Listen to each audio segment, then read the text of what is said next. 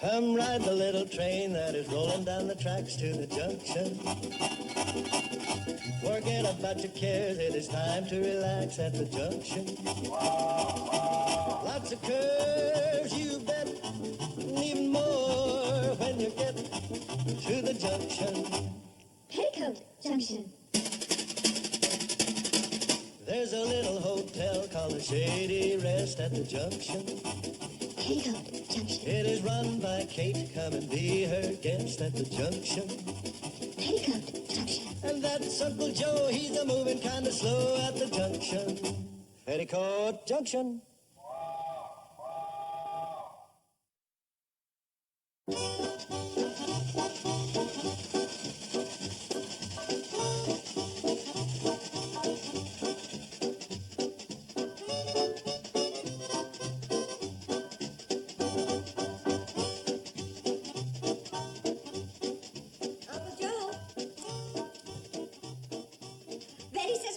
Left.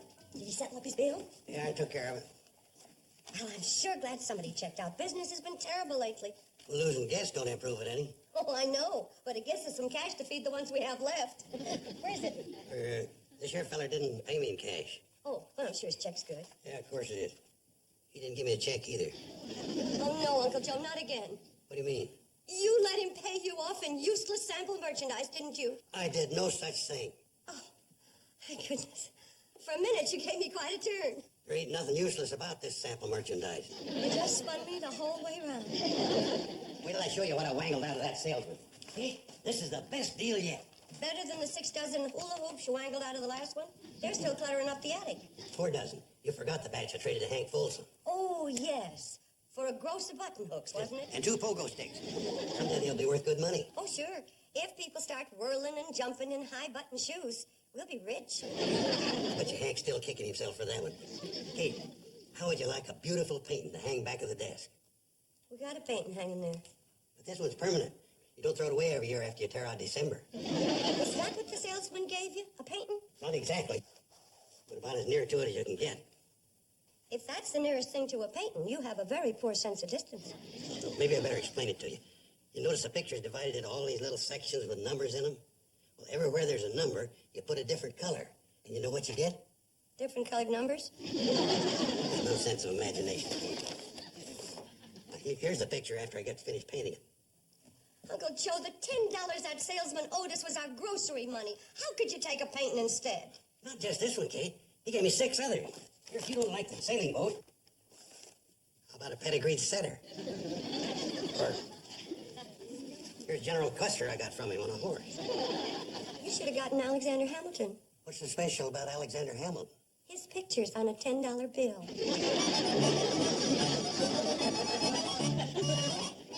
Number 13, green.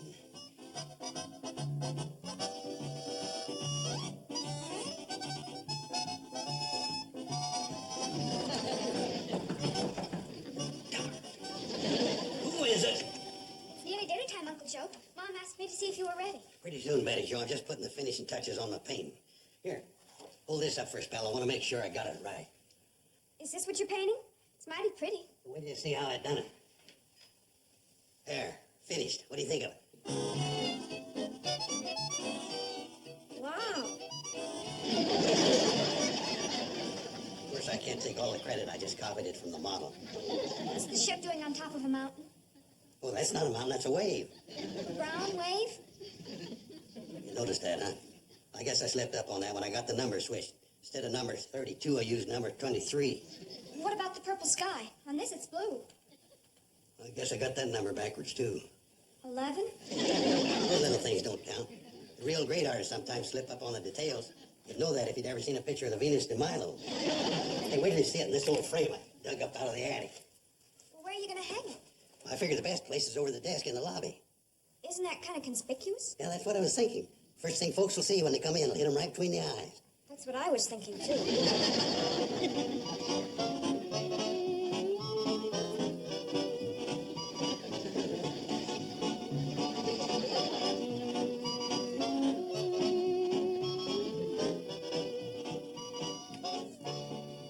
Uncle Joe, you better take this laundry upstairs. The cannonball's in. I gotta get dinner started. And besides, I was...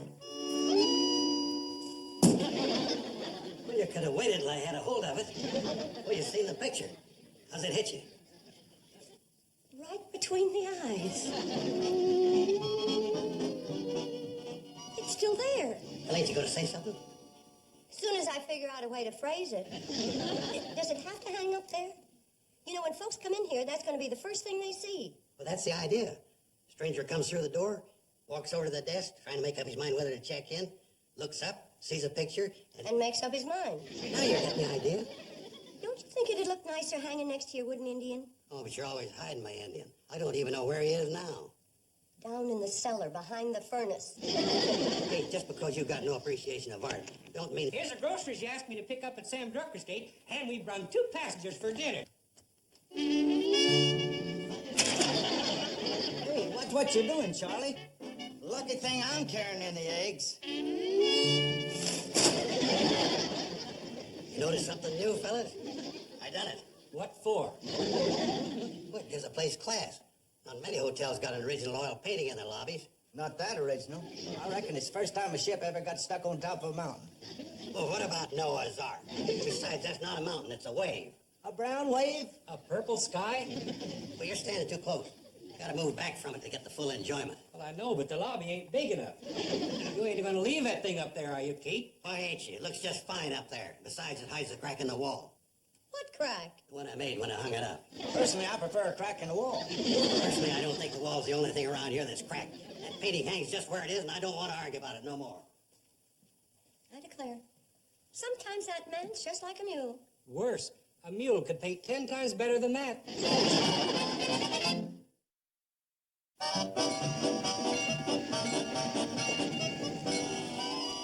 The ridiculous idea, stopping a train in the middle of nowhere for dinner. If it's just for dinner, why do I have to lug this vase with me? Because it's an expensive antique. I don't want to let it out of my hands. You mean my hands? This thing's heavy. Stop complaining, Parks. What do you think I pay you for? Besides, you know about my bad back.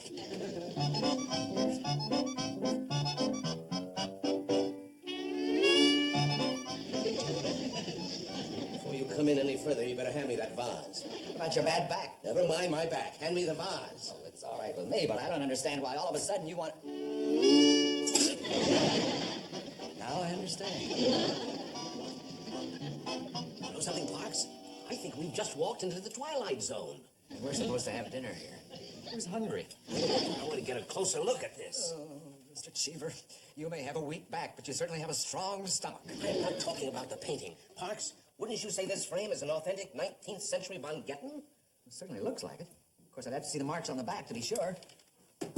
Look, that is authentic. That must be worth at least $200. Notice the subtle detail. Magnificent. Afternoon, gentlemen. See, you're admiring my painting. You painted this? Well, I don't like to brag, but I'm the artist. I wouldn't call that bragging. He means you have a very special talent. Special, huh? I don't believe there's another human being alive who could do something like this. Isn't that right? Oh, that's the best painting I've ever seen of a ship on top of a mountain. Would you be willing to sell it? It's not a mountain. Sell it? For money? Of course. I'm an art dealer in Nashville, and I'd be very interested in buying this painting, as is. How much do you want for it? Well, let me see now. There's the paint, the canvas, labor, wear and tear on the brush.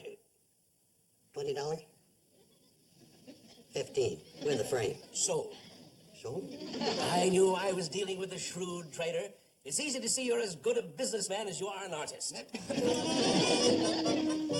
I'm warning you, Kate. You leave that thing hanging up there won't be a guest left in the hotel. Oh, is it really that bad? You ought to see it. Billy Joe, that's not a nice thing to say to your sister. All right, folks, here's your last chance to see this work of art. I'm sorry. That's all right, Papa Joe. It wasn't your fault. I see you've come to your senses and took that crazy picture down. Crazy picture, huh? This painting's just been sold for $15. Who's crazy now? The feller who bought it. The fellow who bought it's an art dealer from Nashville. One of the passengers you brung in on the cannonball. Uncle Joe, you mean you really sold it? For $15. I'm on the way to create it for the man right now. Well, does he know how you did it? By coloring in the numbers? He didn't ask me. Don't you think he should know? He paid $15 for an original painting. Yours is just a copy. This ain't a copy. The original was a picture of a ship riding on a wave. This here's a picture of a ship stuck on a mountain. If you don't tell him, I will. Oh, now, wait a minute, Kate. Don't ruin my career just as I'm getting started. I'll tell you what. Instead of this old frame, we'll give him the one off Grandpa's picture. You know, the one with the carved cupids and the red and green scallop border? I don't know. He certainly ought to get his money's worth with that. Yeah, I suppose so. But just to make sure, I won't charge him for his dinner.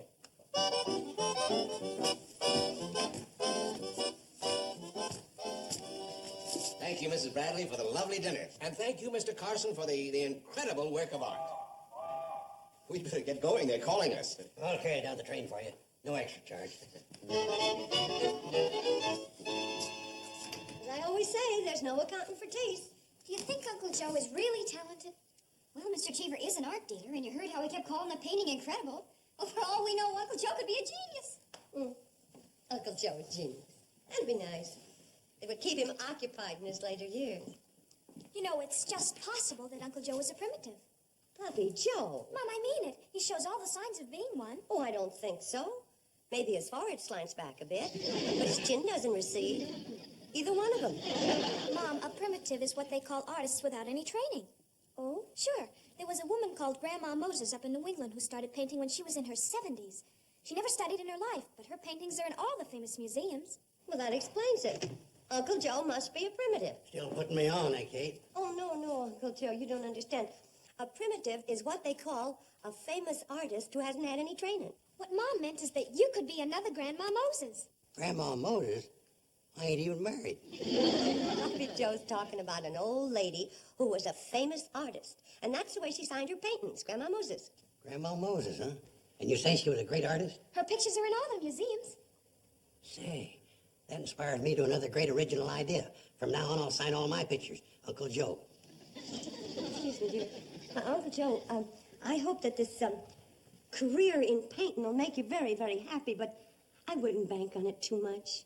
Well, I am banking on it. It's the first chance in my life I've had a chance to be somebody and be respected by the people around here. Uncle Joe, I respect you, and so do the girls. Yeah, but you don't count. No, I mean, you know what I mean. Sure. You know, it's important for a man to feel that he's accomplished something in life and not just been a drag on his loved ones. But you haven't been a drag on us. We love and respect you. Oh, go on, Kate. But it's true. Oh, I'll admit there have been times when that love and respect have skidded mighty close to irritation, but nobody's more important to us than you. Thanks, Kate. Knowing you and the girls think that way about me makes me feel great. I want you to be proud of me. That's why I gotta make good. I just got to. I know, Uncle Joe. I know.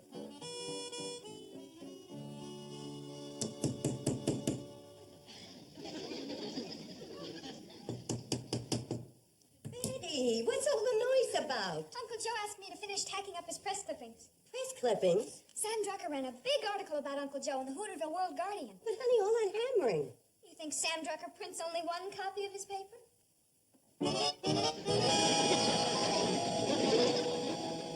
No wonder Sam said he doubled his circulation in this issue. Oh, hey, Joe, guess what happened? Oh, let me tell it. You go up and tell Uncle Joe. I'm not going to tell Uncle Joe. Oh, that's right. Well, I'll run up and tell Uncle Joe, and you can tell them. Well, if you want to tell Uncle Joe... Tell me what? The director of the art museum in Centerville called up Sam Drucker. He read about Uncle Joe in the newspaper, and he's coming here tomorrow to see him. What for? Well, he's thinking of exhibiting all of his paintings in the museum. No kidding. The whole town's buzzing about it. Now, this ought to put Shady Rest on the map. Oh, I wouldn't be too sure of that. But, Mom, if Uncle Joe gets famous, think of the kind of people that will be coming here. Man, I thought of it first now. Now, listen, I need a lot of new clothes, Mother. Simmer down. In the first place, nothing has happened yet. And in the second place, we... Well, how do you like that for news? All them Uncle Joes that hang in a real art museum. What Uncle Joe's this? Aside from the picture you sold Mr. Cheever, you haven't painted a thing. Yeah. Lucky for me you thought of that, Kate. That's one thing I overlooked. When did you say that museum fella was coming? Tomorrow. Well, all I gotta do is knock out 5 more masterpieces before he shows up. Why only 5? That's all the canvases I got left. Hey, one of you girls better come along. I'll need you for the pictures. As a model? No, I want you to read off the numbers to me.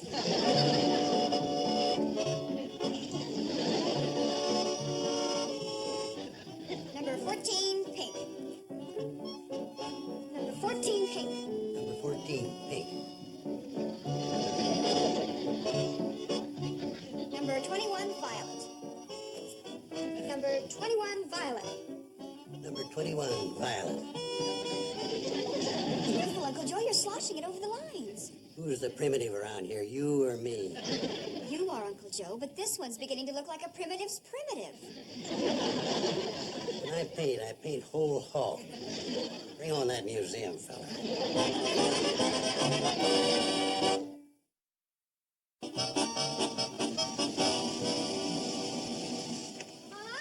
The Cannonball's here with the people for Uncle Joe's art exhibit. Oh, I sure hope everybody likes the way he paints. They've already had a sample. Look.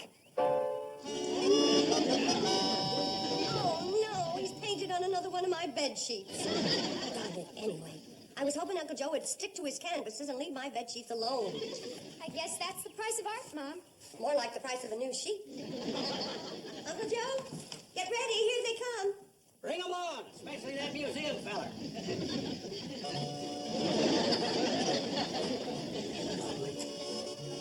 Dandy.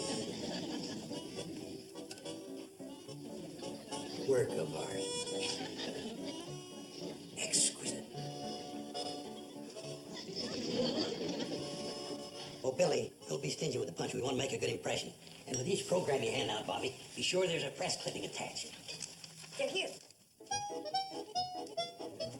What's this? Program. You know, you can't tell a paintings without a program. You can say that again. And now let's not block the doorway, folks. Everyone's entitled to a view of the pictures.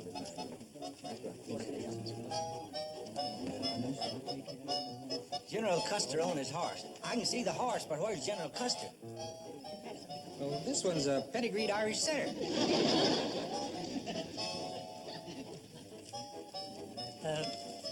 I'm E.T. Gibbs from the Centerville Museum. Well, welcome to the Shady Rest Gallery, Mr. Gibbs. Howdy. I guess you're the artist. Oh, you can tell, huh? Oh, Billy, give Mr. Gibbs some punch. Come right over here and we'll take a look at the pictures. Now, this is a pedigreed Irish setter. This was General Custer, before the Indians got to him.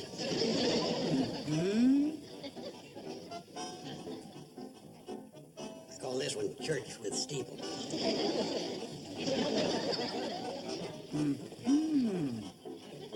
I didn't get that last one, Kate. What was it? Or a Huh? Well, what do you think? This one's for cow fanciers.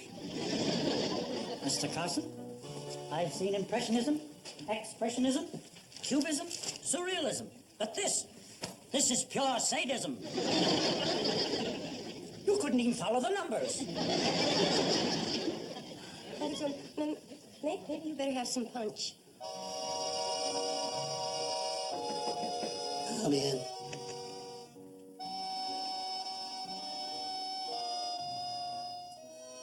Uncle Joe, it's wrong of you to stay cooped up here brooding. We need you to run the hotel.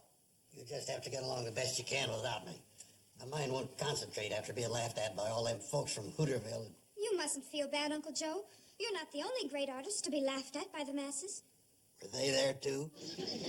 What Petticoat means is that there were a lot of important painters who weren't appreciated while they were still alive.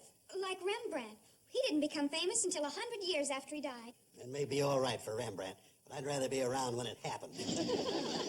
Uncle Joe, you're just not doing any good grieving just because... The cannonball. And they're signaling they brought someone. I better get on down. You keep talking about those important artists, but stick to the live ones.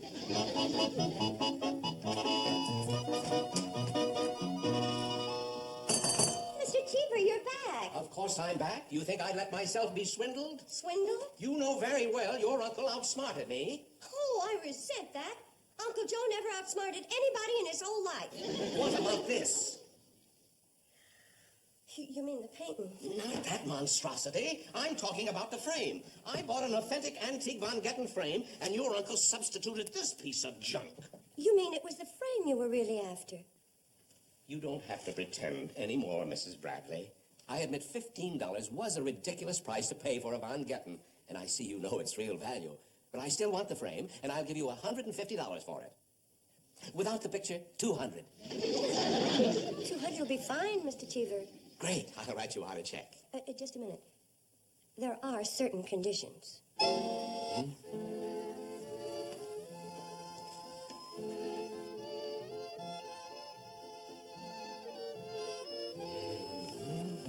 Kate, I think I'll go back to bed.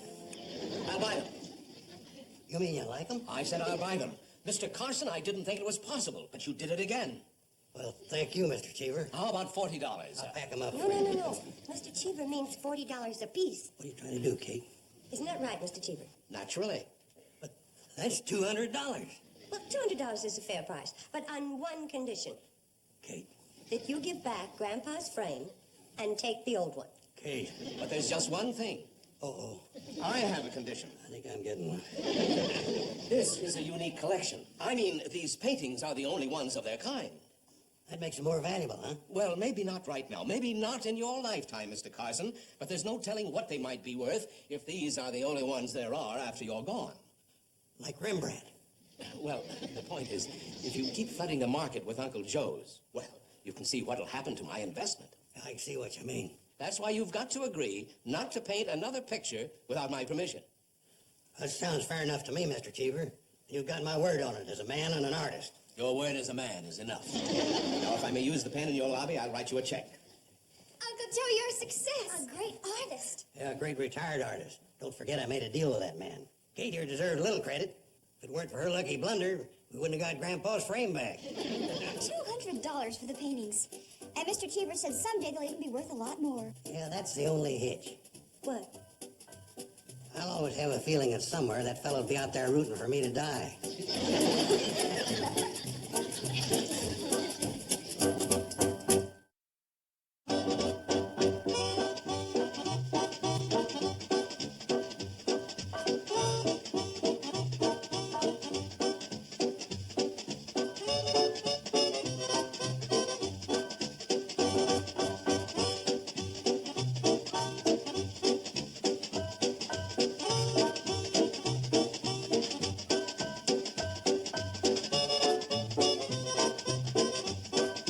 Petticoat Junction. This has been a Filmways presentation.